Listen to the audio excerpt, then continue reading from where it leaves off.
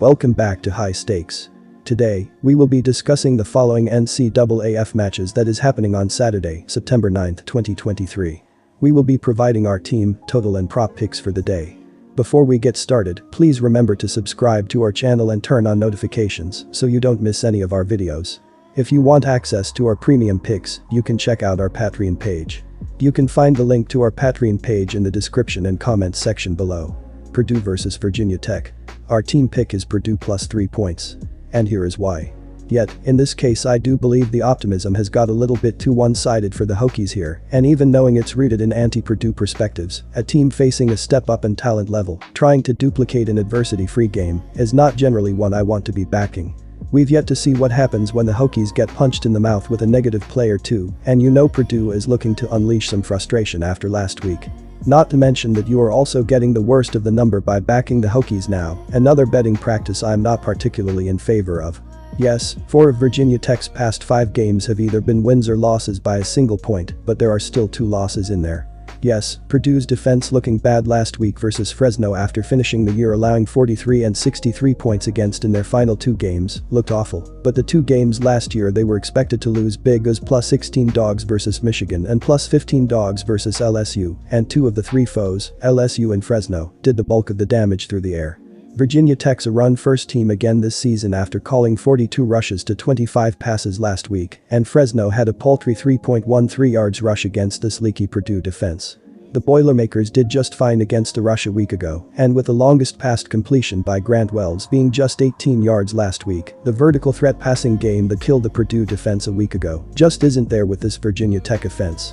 Add in a pissed-off defensive-minded coach getting very little respect, now catching a full field goal against the spread, and regardless of the teams, this is a spot I'm always going to look to be contrarian. Week 2s are known as overreaction week in all level of football, and I've got enough respect for the odds makers to believe that even if the opener of -1 may have been incorrect, it wasn't as far off as a 4-point move, with the favorite flipping in the process as it now stands. So I'm taking the points with Purdue in this spot, as I think a few errors that didn't show up for Virginia Tech in the first game ends up being what costs the Hokies in the end. Our total pick is under 46.5 points. And here is why. Backing Purdue also means I stand on the side of expecting a big bounce back effort from this Boilermakers defense, which means it's the under or nothing for me on this total. Purdue's game last week closed with a total of 4 points lower at 45.5 to where this one opened, with a much more explosive offense, Fresno State, on the other side. Now because that game sailed well over that number, we get a total that's probably nowhere near where it would have been had the Boilermakers game last week landed on 45 or 46 points. Again, that gives off the stench of betting into a bad number if you're an overplayer, and knowing that we are going to see plenty of running from the Hokies at least, a clock that's already running more in college football, continues to tick down. Purdue may even want to run the ball a lot in an effort to keep their defense off the field for long stretches of time. That type of game flow will lend itself to underhitting, as I believe that's what we ultimately see here. Troy vs Kansas State. Take Kansas State minus 15 points. The offense of the Kansas State Wildcats has shown the ability to control things through the air specifically.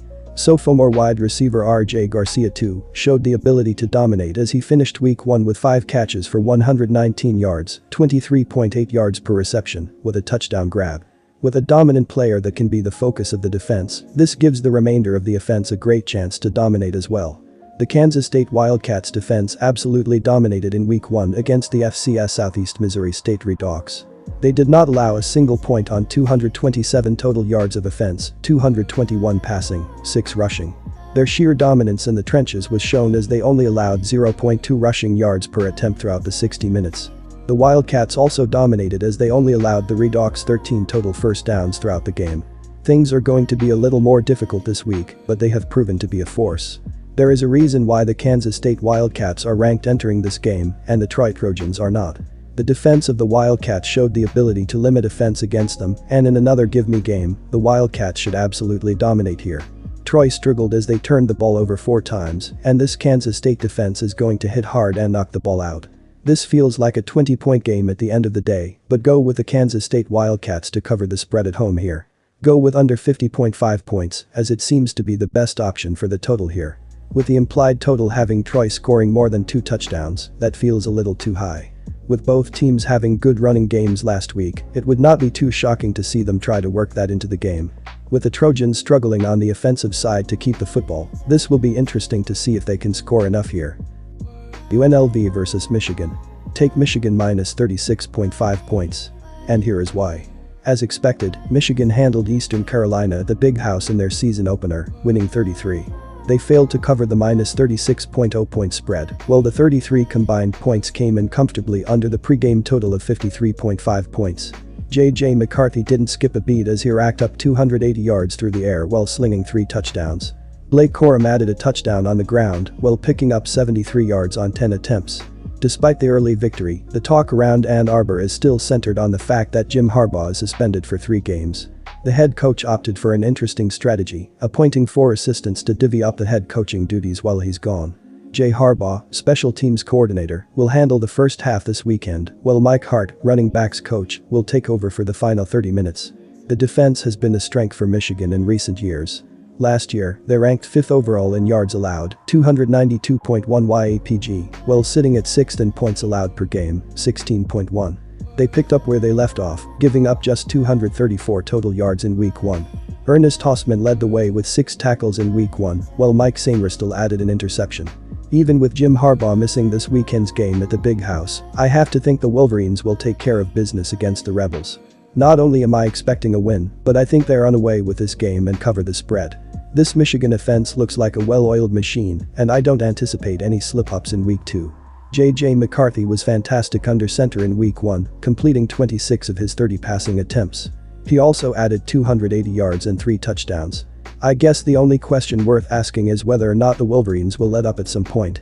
With running backs coach Mike Hart taking over the head coaching responsibilities in the second half, I'd assume he'll be partial to the run game. However, Blake Corum looked fine in the opener, rushing for 73 yards on 10 attempts.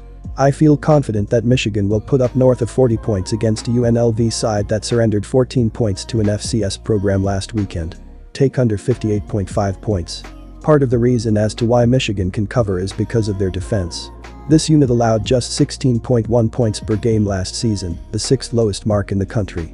They were the 5th best team against the run last year, allowing just 97.9 yards per game. To put that into perspective, only 6 teams in college football allowed less than 100 rushing yards per game. That does not bode well for UNLV in this matchup, considering they relied so heavily on the run in Week 1. Sure, they found success, racking up 283 yards on the ground. However, it doesn't make me confident that quarterback Doug Brumfield only put up 86 yards through the air. Being a one-dimensional team against a powerhouse like Michigan isn't a good recipe. We could see Michigan win this game something like 45-7. I like for this game to come in under the total.